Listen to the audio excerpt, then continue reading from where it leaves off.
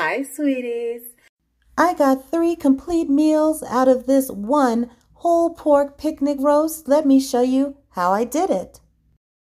Please subscribe to Sweet Savant. Hit that thumbs up, that notification bell, so you'll know when I cook more delicious recipes just like this one. Now let's get into it.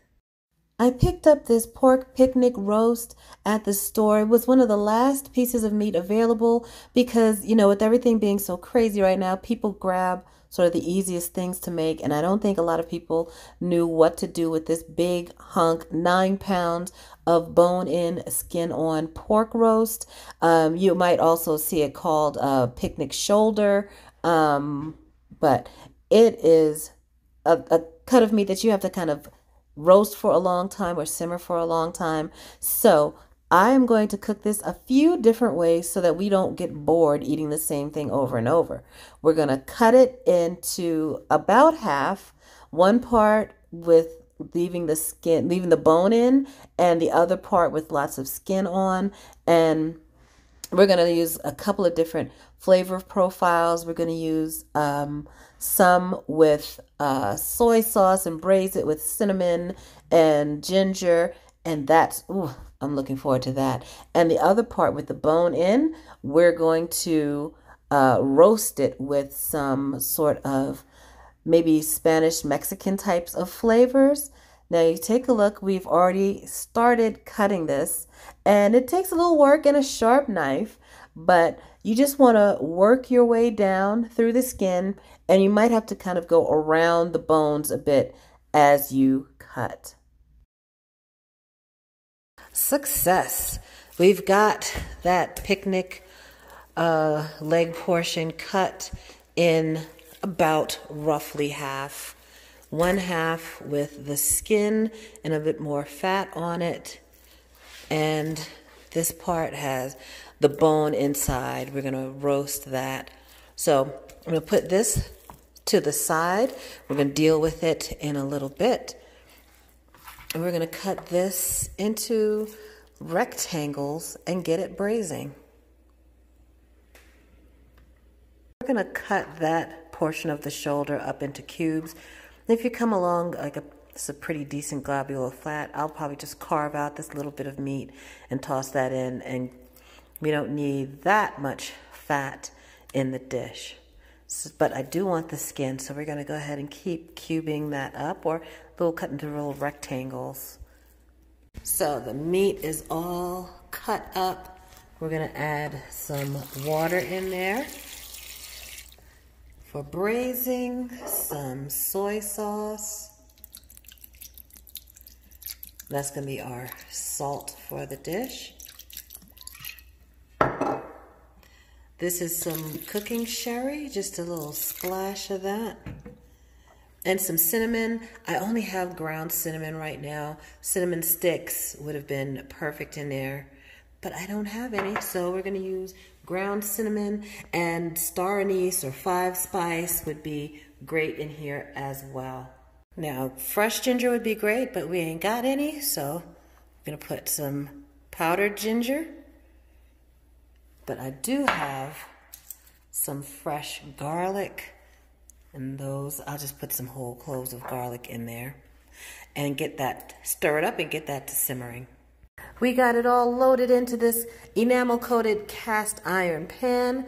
We'll put a lid on it, let it simmer real slow, and that's going to take, since it's cut up, it won't take as long as a big chunk, but it's going to take probably 2 hours simmering low. We can even stick this thing in the oven for 2.5 hours, and then we'll check on it and see how it's doing. Now let's move on to that other hunk of meat with the bone in. So we're going to poke some holes in it carefully, all around and on both sides. Flip it over, and that's going to allow us to press the seasonings all the way down into this meat. Well seasoned is what we want all the way through.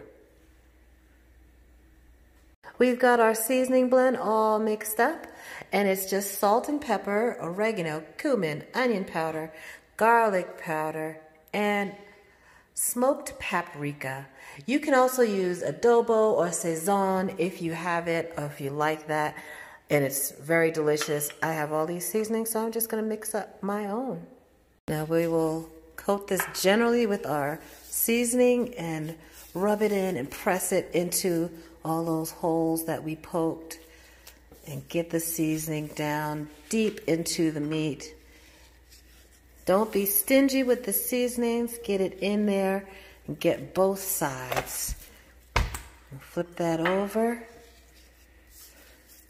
and press it in. I've got a sheet pan lined with foil. Put an onion sliced up on there, and we're going to put that pork down and then wrap this up really well in foil and pop it in the oven, and it'll cook and keep all those juices in.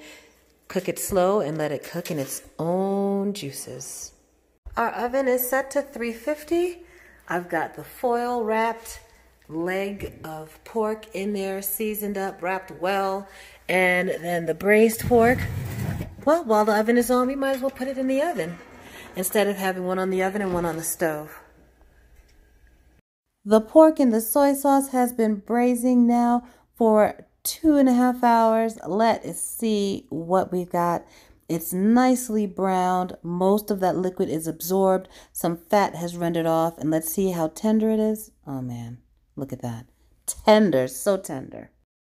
Let's spoon off the fat and use some of it to cook our roasted broccoli so nothing goes to waste.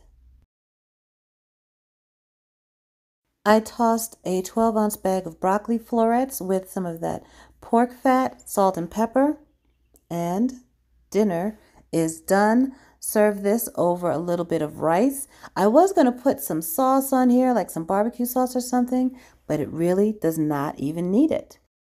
For our next meal, let's use this roasted leg of pork that we rubbed with the cumin, the garlic, paprika. It's tender. We can just stick that fork in there. It comes out easily. We're going to save all that broth too because that's good. That leg of pork roasted for about 4 hours. All those juices came out, but we have got to save those because it is liquid gold. Now when we're ready to eat that roasted pork, we're just going to cut it into cubes and heat it up in a pan.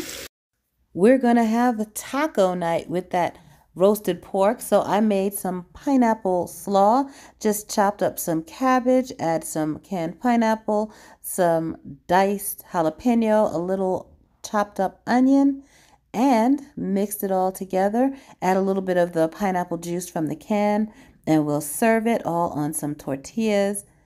That's a good meal right there. Pineapple slaw, roasted pork, so good. We can get one more meal out of that pork roast. Yes, get that bone that was left. We had some juices that were left, and there was some meat there shredded up.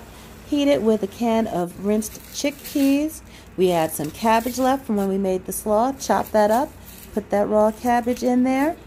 We get a couple of carrots, grate it, put it in there, and stir it up and let that simmer. And since the pork is already cooked, this just takes a few minutes for the vegetables to soften, and you've got another whole meal out of that one pork roast. Please subscribe, hit that notification bell, that thumbs up. Thank you so much for watching. Have a delicious day.